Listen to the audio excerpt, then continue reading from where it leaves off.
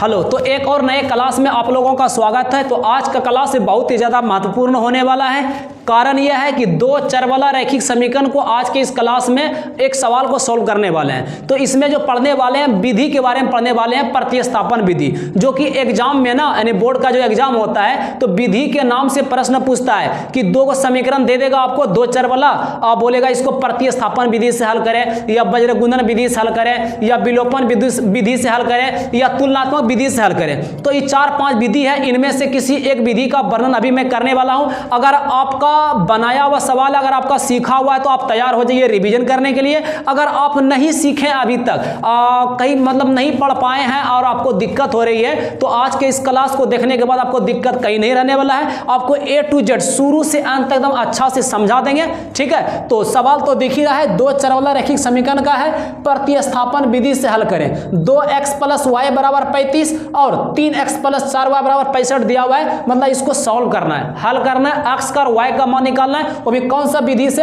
प्रतिस्थापन विधि से, ठीक है। इसे बनाने का 4 से 5 विधि इसका है, तो किसी भी विधि से बना सकते हैं। जब प्रश्न में लिख के देगा हल करें तब, ठीक है। 2 नंबर के लिए या 5 नंबर के लिए एग्जाम में बराबर इसको पूछा जाता है। ऐसा नहीं कि सेम यही सवाल होगा, हाँ इस कैटेगरी का कोई भी सवाल हो सकता है, बस ये टाइप याद रखना है, प्रतिस्थापन, ठीक है, या फिर वज्रगुणन, जो भी पूछेगा एक एक करके जितना भी विधि है सब विधि पर सवाल बता देंगे। तो आज का जो ये क्लास है मेन फोकस है कौन सा विधि पे?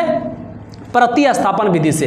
तो आपको वीडियो स्किप नहीं करना। तो सबसे पहले ना यहाँ पे हम लोग सॉल्व करेंगे, तो लिख लेंगे सॉल्यूशन में कि दिया हुआ है, क्या क्या दिया हुआ है, 2x + y = 35 और दूसरा समीकरण दिया हुआ है 3x + 4y = 65, ठीक है। इसको मान लेना समीकरण 1 और इसको मान लेना है समीकरण 2।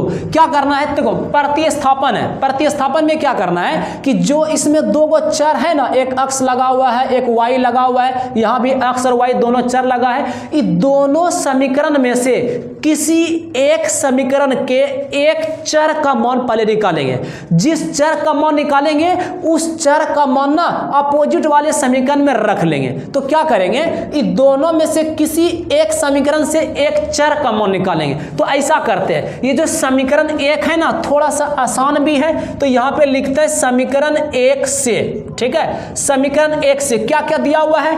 2x + y = 35। क्या करना है, यहां पे दो गो चर है ना, एक x है दूसरा y है, ये दोनों चर में से किसी एक चर का मान निकालेंगे। तो ऐसा कर लेते हैं, y का मान निकालते हैं, y की जगह y रहने देंगे, ये 2x प्लस में इसको कर लेंगे बराबर के दूसरे साइड में, तो 35 में जाके ये माइनस होगा, क्या इसको मान लेना है थर्ड इक्वेशन। दोनों समीकरण में से क्या करना है, किसी एक समीकरण से एक चर का मान निकालना है। जैसे समीकरण 1 से हम क्या कर लिए, एक चर y का मान हम निकाल लिए, क्या निकला 35 - 2x। अब जो ये चर का मान निकला है ना, इसको मान लेना है समीकरण 3, ठीक है। और इसी चर y का मान जो 35 - 2x है, इसको रख लेंगे अपोजिट समीकरण। अपोजिट समीकरण का मतलब हुआ जैसे समीकरण 1 से हम y का मान निकाले, आप चाहे तो x का भी निकाल सकते हैं। यहां से x का निकाल लेंगे तो 35 - y बटे में 2 हो जाएगा। अगर आपको लगता है कि नहीं भाई हम समीकरण 1 से नहीं निकालेंगे, हम समीकरण 2 से किसी चर का मान निकाल लेंगे, तो हम क्या करेंगे ना, समीकरण 2 से लिख लेंगे, यहाँ x या y दोनों में से किसी एक चर का मान निकाल लेंगे, फिर उसको अपोजिट समीकरण में। अपोजिट समीकरण का मतलब हो गया कि जैसे समीकरण 2 से x का मान निकाले हैं ना, इसको समीकरण 1 में रखेंगे। और यहाँ पे फिलहाल हम किससे निकाले हैं, समीकरण 1 से निकाले हैं किसका मान, y का।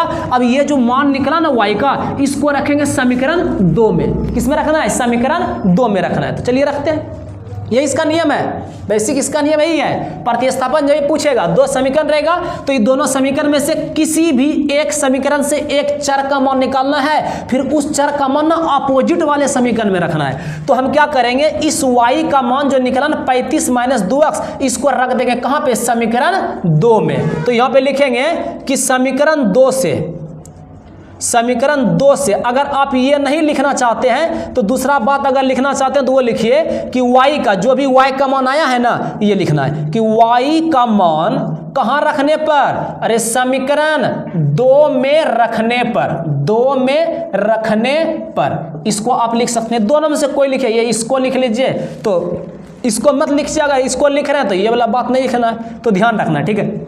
क्या करना है, दो समीकरण में से किसी एक समीकरण से एक चर कॉमन निकाल के अपोजिट वाले समीकरण में रखना है। तो देख लीजिए समीकरण 2 क्या है, 3x है तो 3x को रहने देंगे, फिर प्लस में क्या है 4y है, 4 के जगह 4 रखिए, y दिख रहा है ना, और इस y का मान हम समीकरण 3 के लिए क्या मान निकाल के रखें 35 माइनस में 2x, तो यहाँ पे रख लेंगे 35 माइनस में 2x, 4 के साथ गुना है तो ब्रैकेट लगा दिए, ठीक है। फिर बराबर में क्या दिया हुआ है 65, तो 65 लिख लीजिए, समझ में आया क्या। इसके बाद क्या करना है 3x के जगह 3x रहने देना है, फिर प्लस 4 से कर लीजिए गुना, तो 4 से गुना करेंगे 35 में कितना हो जाएगा 5 चौके 20, 4 तिया 12, 12 दू 14, 140 होगा क्या, गलत नहीं किया ना, 4 पंचे 20 करिए शून्य, 2 रह गया बाकी में, 4 तिया 12, 12 दू 14, ठीक है। फिर ये 4 को माइनस 2x के साथ गुना करेंगे तो 4 दूना हो गया माइनस में 8x, अब बराबर में 65 है तो 65 को रहने देंगे, ये तो बेसिक अब कैलकुलेशन आ गया है। 3x प्लस में 8x माइनस में, तो 3x में 8x घटेगा तो कितना बच जाएगा, अरे माइनस में 5x बचेगा क्या, ये 140 प्लस है, इसको कर लेंगे दूसरे साइड, तो प्लस 140 इधर आएगा तो माइनस में, पहले से 65 है प्लस में तो इसको लिखेंगे, अब 140 प्लस आ गया इधर माइनस में, देखिए क्या क्या बच रहा है, नीचे दिख रहा है तो ठीक, नहीं तो ना मैं इधर कर देता हूँ यहाँ पे, ठीक है। तो माइनस में 5x है, इसको रहने देंगे, फिर 65 में 140 ना घटा देंगे,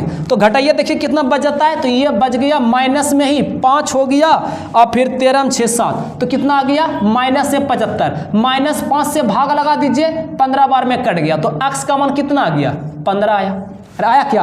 अब इसी x का मान आपके पास 3 समीकरण है, समीकरण 1, समीकरण 2, समीकरण 3, इस तीनों समीकरण में से किसी में भी x का मान 15 रख दीजिए, रखने के बाद सॉल्व कीजिए, y का जो भी मान आएगा वो आंसर कर देगा, ठीक है। तो हम क्या कर लेते हैं, इस जगह समीकरण 3 से रखते हैं, यानी समीकरण 3 में x का मान 15 रखते हैं, समीकरण 3 से हल करते हैं, तो लिखेंगे समीकरण 3 से, कोनो दिक्कत है क्या। तो समीकरण 3 क्या है मेरे पास, देखिए तो y बराबर में क्या है, y बराबर में 35, क्या है 35 माइनस में 2x, ठीक है, 2 हो गया गुना x का मान कितना निकला हुआ है 15, तो 35 के जगह 35 रहने दीजिए, फिर 2 और 15 को गुना कर लेंगे तो ये हो गया 30, 35 में 30 घटेगा कितना बच जाएगा, अरे 5 बचेगा क्या, लास्ट में लिख लीजिए अतः x बराबर, x का मान कितना निकला है, x का मान अरे 15 और y का मान कितना निकला है 5, यही क्या हो गया आंसर हो गया। तो उम्मीद करता हूं कि यह प्रतिस्थापन विधि आज के इस क्लास में समझ में आ गया है। तो बहुत जल्द मिलेंगे, अगला कोई और विधि को लेकर या किसी अन्य सब्जेक्ट को लेकर आएंगे, तो ठीक है। अगर कहीं कोई तरह का अगर दिक्कत हुआ हो तो वीडियो को एक बार फिर से शुरू से अंत तक देख लीजिए। मिलते हैं बहुत ही जल्द।